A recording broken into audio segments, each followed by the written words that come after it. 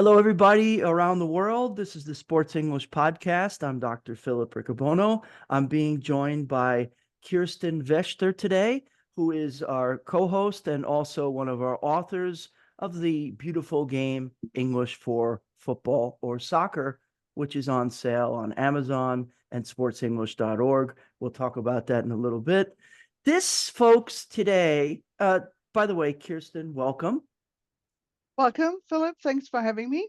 Oh, a pleasure as always. Our conversations are fruitful, vibrant, and lengthy. And I'm sure we'll have another one today. Thanks. Sure. Now I am searching here. Sorry, I'm showing a little bit of tech unsavviness. Here we go. There's the screen share. I'd like to open up our presentation for the podcast. And I've dubbed this the summer of football soccer because, wow, you could pretty much watch international big time tournaments around the clock, wherever you are in the globe, because of course it is the summer of the Euros and Copa. We are in 2024. And Kirsten, how are you enjoying the madness? Well, very much actually. So the madness already started at the end of the football season when my home team, which is like VfL Bochum, nobody knows it, actually managed to stay in the Premier League. And then, of course, the Euros started. And what I always like about the Euros is that the turnout is like really unexpected. I mean, it's so unpredictable. Like you have great teams that play lousy and they leave after the qualification stage and something like this. And then you have small teams who make it into the round of the last 16 thanks to these strange rules. But I'm also trying, even though I have to spend almost every evening, tonight is an evening off because we have to break between the last 16 and the quarterfinals. Um, I have to watch football every evening, and tonight is a night off, and so I also can actually follow up on the Copa results, which I think is also very interesting because I think apart from Argentina, there are also quite a few big teams like Paraguay and so on that are not really doing that well. Have you been to the Copas, Philip? As a matter of fact, I have, and here's a couple of shots. I did buy a scarf. I went last week to see Ecuador upend Jamaica 3-1.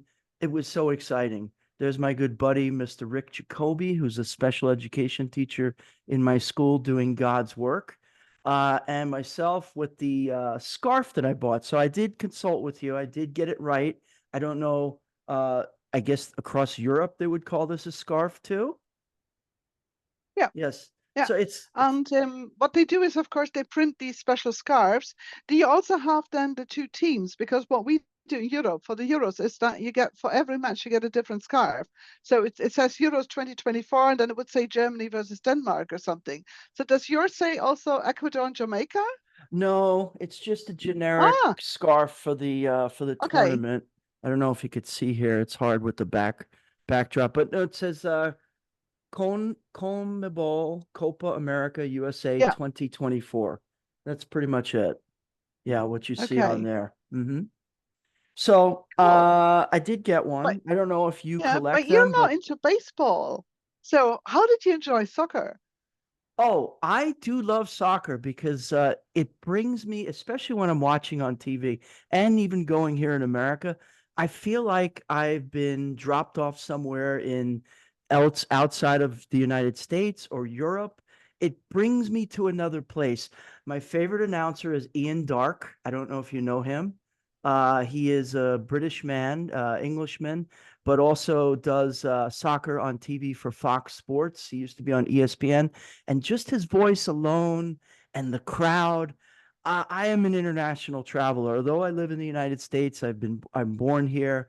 I feel like I'm a global citizen, so it really reminds me of that, and it brings me to a different place. So Yeah. I quite enjoy it. The fans are, I mean, the excitement, the enthusiasm is off the charts. Something that's really not matched so much here in America. If you go to a soccer match or particularly a baseball game, maybe soccer, but the fans are at like next level, and maybe like a college football or a college basketball game, you'd feel that enthusiasm here in America, but I just love it. Yesterday, Kirsten, I watched Turk, and I didn't, and you learn so much about the world watching soccer. I didn't know that it's called Turkia. I always knew it as Turkey. This is Yeah, something new to me. Anyhow, I they changed watched. that 2 years ago. Okay, Yeah. yeah. So So they I just, it's very recent. Yeah. Oh, okay. So it is Mhm. something new, and Mhm. I guess that's what the country wants to be called. I respect that. Um, anyhow, I watched that match versus Austria. I just started crying. I realized this is the moment I realized why this is called the beautiful game. At the I guess 88th minute, Austria almost scored. Turkey brought it back all the way. They almost scored. The announcer goes, "They're going 100 miles per hour." And the crowd was going crazy. And I didn't have a dog in the fight, which means I didn't have an allegiance to any team, but I just was in love with that match and I started crying. I don't know how you felt about that match, but that for me is the match of the summer, the match of Euros. I haven't really put a label on a match for the Copa yet, but that was the match of the Euros for me. Maybe the match of the century. Possibly not yet because we have to wait how the Euros turn out. Sure. But it was a very good match. It was also a lot of people didn't really bet on Turkey, and now you have Turkey. Sorry, I also have to learn that's not Turkey in English any longer. The German name didn't change, but they officially had to apply to the UN to use Turkey internationally as their new country name. Oh wow. So nobody really bet a lot on Turkey, but of course here in Germany, especially my part of Germany, West, we have a huge Turkish community. So overall, I think close to 4 or 5 million people who are of Turkish descent, so whose grandparents or something moved from Turkey to Germany, live in Germany. So that's our biggest foreign or migration community. So for them, it's like a home match, right? When they play, even when they play in Leipzig, the stadium is full of their supporters and they're great. They're fantastic. And of course, you had then like, that's a great German word for you, Autokorso, when the cars drive round the ring road and clank the horn and everything, to celebrate. And this is what you had a lot last night because they made it to the quarterfinals. But I have to agree, it was a great match, especially with such an early goal, that Demirai Yes. scored in the first minute. And that changes everything because And two the corner kicks, Austrians, right? The yeah, both goals yeah, for Turkey were great, corners. great header. Mm-hmm. Yeah? Mm-hmm. And then, of course, the Austrians had to change their game because they couldn't be that kind of controlled and we're going to make it. The last meeting before that match, Austria just hammered Turkey 6-1. Well, revenge is a dish best served cold, as we say in English. So in the end, Turkey made it, and nobody really expected that. Austria was on the top 5 teams for a lot of people. There you go. So there is no guarantee whatsoever that the big names, look at Italy. Look at I Italy. know that you feel sorry about it, but Yes, they yes. didn't play well, so they're out. No, Look at Italy or no. something. I don't There's think no they showed guarantee in up the for the Euros. tournament. No. I tell people I just even though they beat Albania, that was their only win. Even that they in the first, was it minute or two, they Mhm. were scored against, and yes, they came back. They scored a couple nice goals, but Spain owned them. I think that match should have been 5-0 at Yeah. least. Yeah. And they got by on the skin of their teeth against Croatia Croatia, yeah. at the And that was, end. of course, when they had so much stoppage time, and in the very, very last second, they scored the 1-1 and made it then to the last 60 and kicked Croatia out. And but that's it. And Xavi, the Spanish player, actually once said, a Euro or the Euros are more difficult than a World Cup because they are more intensive, because the level of the teams is much closer together. So you don't have these kind of teams that are really small and can't play. I mean, if you look at Albania, you have quite a few players of Albania or Slovenia who play in Germany, who play in France. They play in the big leagues. They know the players of the big teams. They bring back the ideas, how they practice and everything. So I think unless it's really something like Malta, Gibraltar, or something like this, a lot of these small teams aren't small any longer. Slovenia did a great job versus England, and England just really made it under the finishing line. So, very, very, very Well, difficult. Is England that will this? be. Go ahead. I'm Sorry, sorry. I'm done. England will be just a tease. In our next slide, we have a term that is related to England. We're gonna do some teaching here. Of course, this is sports English. We're educators, and we want to talk about in the next slide.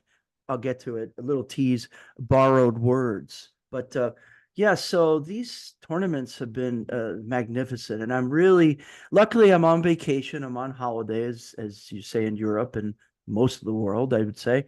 So I'm and my family is in Japan. So it's just myself and the dog who won't come over here. He's too shy. Watching football soccer for the last 2, 3 weeks. It's been unbelievable. Yeah, yeah. Well, that's the good thing, of course. If you get the house to yourself or Hmm. something, and there's no fight about the remote control. Hmm. Fortunately, my husband and I both love football, so we just watch it in the evening, if we can, and if we can't, if we're out or I have to work in the afternoon or something, then it's on a live ticker. So that's definitely it. And so, but is it also that tight? So the US are hosting or co-hosting the Copa? They are the hosts, and Mhm. unfortunately, we know what happened there. Yes, because the tournament's 100% in the United States. So I actually glad I didn't buy tickets to the quarterfinals here. I went to the group stage. I forgot which group it was, and saw Ecuador pretty much handled Jamaica the whole match. They had control of the match, but it was a pretty tight. Ecuador didn't score the third goal until maybe later in the second half. Great Okay. match, exciting. A lot of people came from Ecuador, which is close to the United States. Some Yeah. people from Jamaica. Very enthusiastic fans, and I was happy to see that and be part of that. I guess I found myself cheering for Ecuador because there were so many Ecuadorians around me. But Mm, yeah, the United States was a major disappointment, which is mm, kind of the narrative the last decade or so, ever since yeah. they had that amazing win, I think, to in the quarterfinals, or no, to go to the quarterfinals in the World Cup. Uh, Geez, that was like 2009 or 10, perhaps. 2010. Yeah. Yeah, Landon Donovan Unlike was the on that women. team. The women, Yeah. Unlike yes, the women no. we can always count on, but the Yeah. men, no. And I don't know. There must be some study done on this. My opinion is there's just not that much money in men's soccer compared to Mm, other sports like baseball, football, basketball, even hockey. So I guess the best athletes in America don't go for soccer or football. Football, not American football. yeah. Yeah. I think it's quite, I think you can always see that like we used to have more US players in the German Bundesliga or in the Premier League or something like this. And when that stops, it's really difficult for them to get a team together that can compete in international tournaments because playing at home isn't good enough. And that's different with a women's team because a lot of the women's teams play also internationally. They make money in the big leagues. Hmm. And of course, there's also more money in US women's soccer when it comes to that. But I think it wasn't just the US that were so disappointing because Brazil, I'm sorry, 5 points only after the first match day. That means they won. Well, they didn't lose a match. It's They one moved on, win and right? two They did. draws, but that's it. Colombia, Yes, Colombia won that pool, it's I think. Colombia Yeah.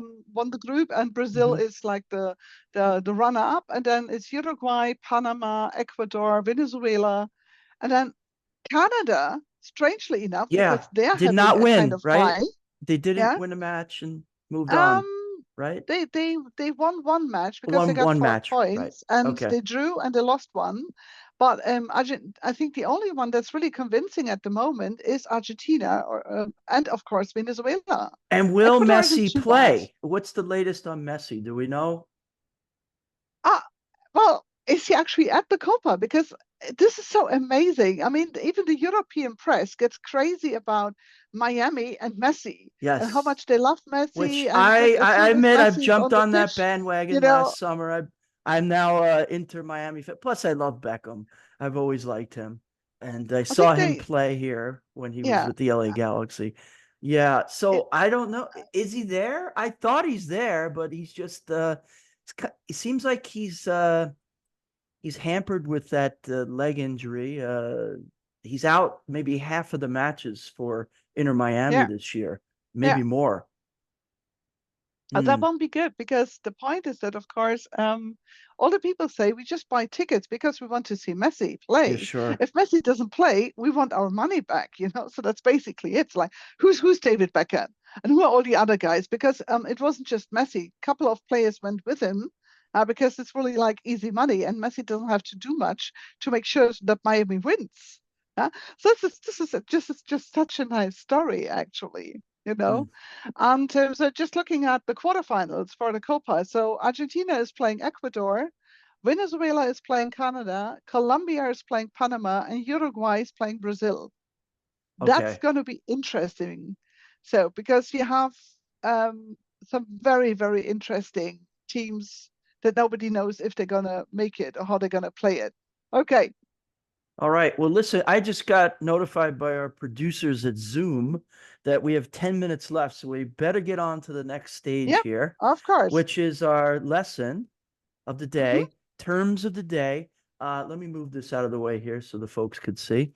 These are loan words, okay? And to explain loan words, we have them in baseball. And especially if you go to Japan or South Korea to watch baseball, you will notice there are a lot of terms, English baseball terms that are used in Japanese baseball and Korean baseball. For example, strike and out, basic terms like that, slider, bunt. Hmm. So anyhow, it turns out we have them in football, soccer too, and these are German words. Now, are these known outside of Germany? That's a Would you good say? question. That's a good question. So I know that like we had a look at some of the words in the book. And I know, for example, that gegenpressing. So this kind of like very fast changing back to pressing when you get back back in control of the ball. That is definitely something that's used by English media, for example, by the Guardian or the BBC. And I'm pretty sure I read Turniermannschaft as well, because it's such a typical thing, and that was Germany's reputation. So they got together. The first matches were like, oh, we just muddle through. And then the moment they hit the playoffs, like the last 16 or the quarterfinals, they finally got their act together and started playing football. And quite a few people say that, so it's like a tournament team. Italy used to be one. They never played a great first round, qualification round. But then in the last 16, they got their act together. And at the moment, it looks like England. And, the English fans were so disappointed. Seems to be turning into a tournament They team, were into a walking out of Turniermannschaft as that well. match, right? Yeah, England was down 1-0 very late. When did they score it? That in the our 89th or night, minute or was it five of this, it extra was time? stoppage time, Stoppage stoppage time. time. Hmm. And that was the equalizer by Jude Yes. Bellingham. And I That love was the that one term. all. I I I when I was at the Ecuador Jamaica match, and it was 2-1, and Yeah, Jamaica almost they threatened a little bit. I was hoping to say the word equalizer. So that's my term of the tournament. I love yeah, that term. yeah. And then basically they started with Hmm. extra time. Yep. And just a couple of minutes into extra time, the first Kane scored the 2-1 for England. So basically, England played forward football, like offensive, beautiful football, for about 5 minutes. Hmm. The rest they were doing was actually defending and muddling through, but they made it to the quarterfinals.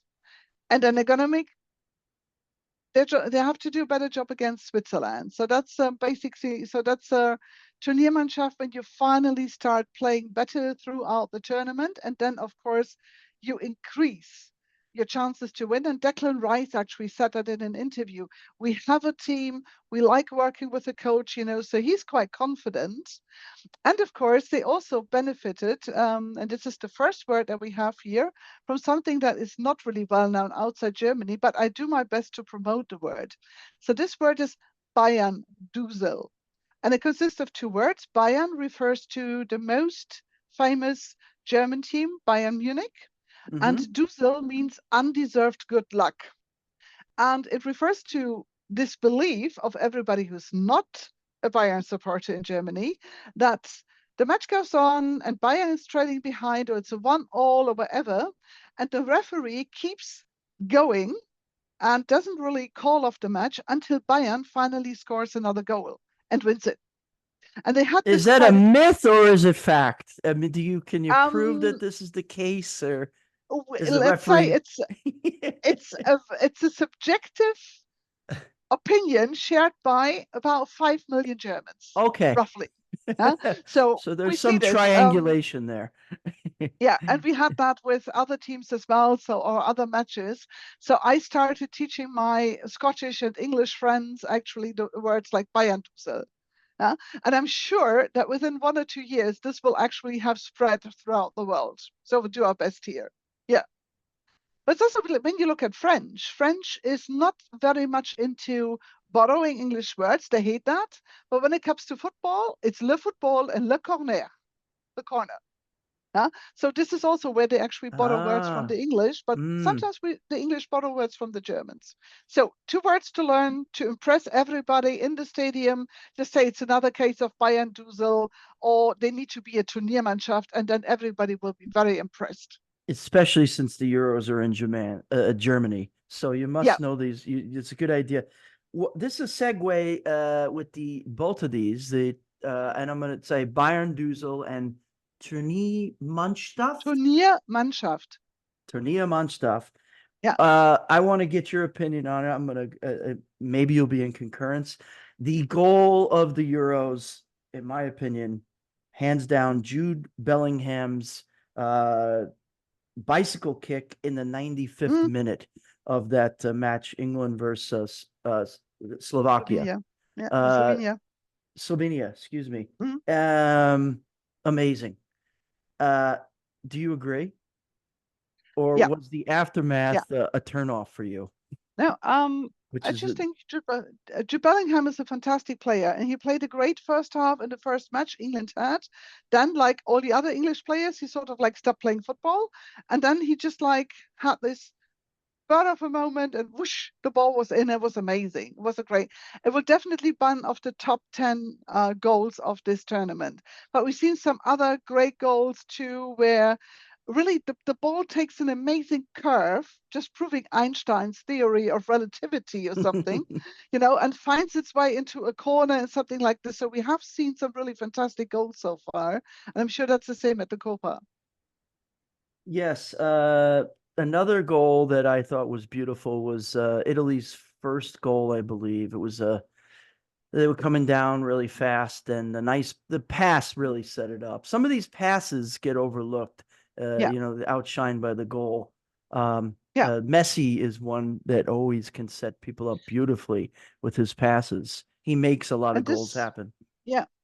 And this is also what people very often don't understand, because they expect players to score. But if you have a player, when you look at the German team, like Toni Kroos or Kai Havertz, they actually make sure that the ball is circulating, that they have an overview of what's happening, who's free, who's actually somebody you can pass the ball to.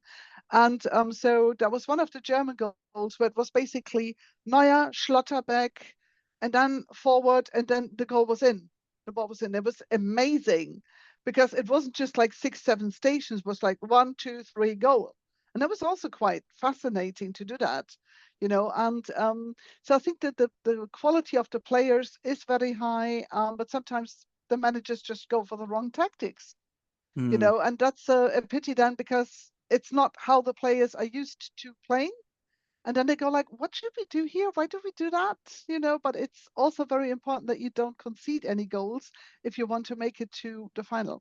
I have a question. We only have a That's more minute and a important. half left here.